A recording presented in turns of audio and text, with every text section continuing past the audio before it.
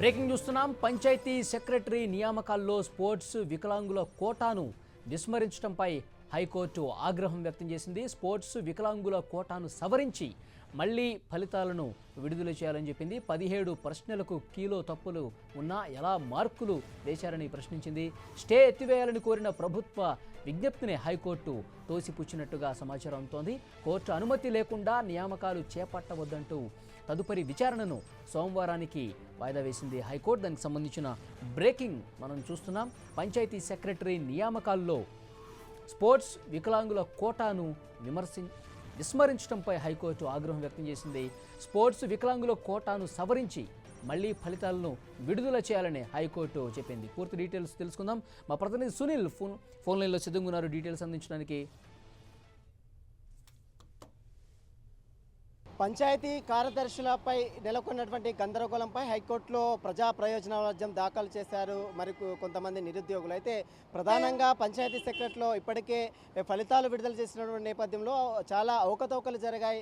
ఎలాంటి నియమ నిబంధనలు పాటించకుండా పంచాయతీ సెక్రటరీలో ఫలితాలను విడుదల చేశారు. మరోపక్క స్పోర్ట్స్ కోటాకు సంబంధించి అదేవిధంగా జనరల్ కోటాలో కలిపారు. వీటన్నిటిని కూడా నివృత్తి చేసిన తర్వాతనే పంచాయతీ సెక్రటరీలో ఉన్నటువంటి పోస్టులను భర్తీ చేయాలని కూడా హైకోర్టులో పిటిషన్లో పేర్కొనడం జరిగింది. అయితే పిటిషన్పై విచారించినటువంటి ఉమ్మడి ధర్మాసనం ఈ పిటిషనర్ లేవనెత్తినటువంటి ప్రధాన అంశాలు ఏదైతే ఉన్నాయో వాటన్నింటిని కూడా నివృత్తి చేసేంత వరకు కూడా ఎట్టి పరిస్థితుల్లో నియామకాలు చేపట్టకూడదంటూ కూడా తెలంగాణ ప్రభుత్వానికి కూడా హైకోర్టు ఆదేశాలు జారీ చేసింది. అయితే ఈరోజు మరోసారి విచారించిన నేపథ్యంలో ప్రధానంగా ఇప్పటికే 17 ప్రశ్నల్లో కీలో చాలా తప్పులు ఉన్నాయి కనుక ఆ తప్పులన్నింటిని కూడా నివృత్తి చేయాలి. అదేవిధంగా దీనికి సంబంధించి పూర్తి అఫిడవిట్ దాఖలు చేయాలని కూడా ఈరోజు తెలంగాణ ప్రభుత్వాన్ని హైకోర్టు ఆదేశాలు జారీ చేసింది. మరోపక్క స్పోర్ట్స్ కోటాలో నెలకొన్నటువంటి గందరగోళంపై అవన్నిటిని కూడా సరిచేసిన తర్వాత మరొకసారి ఫలితాలను విడుదల చేయాలని కూడా ప్రభుత్వానికి ఆదేశాలు జారీ చేసింది. దీనికి సంబంధించి ఇప్పటికే స్టే ఉన్న నేపథ్యంలో ఆ స్టేని ఎత్తివేయాలంటూ కూడా మరోపక్క తెలంగాణ ప్రభుత్వ న్యాయవాది హైకోర్టుని కోరడం జరిగింది. కానీ అతను కోరినటువంటి వాదనను మాత్రం హైకోర్టు తోసిపుచ్చడం జరిగింది.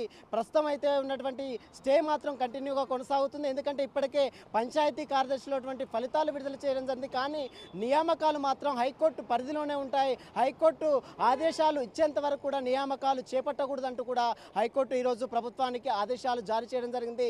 వీటి పట్ల పూర్తి అఫిడవిట్ దాఖలు చేయాలి.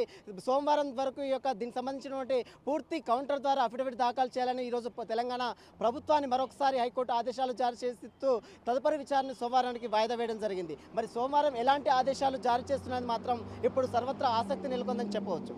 వీడియో జర్నలిస్ట్ నవీన్తో సునీల్, 10 టీవీ, హైదరాబాద్.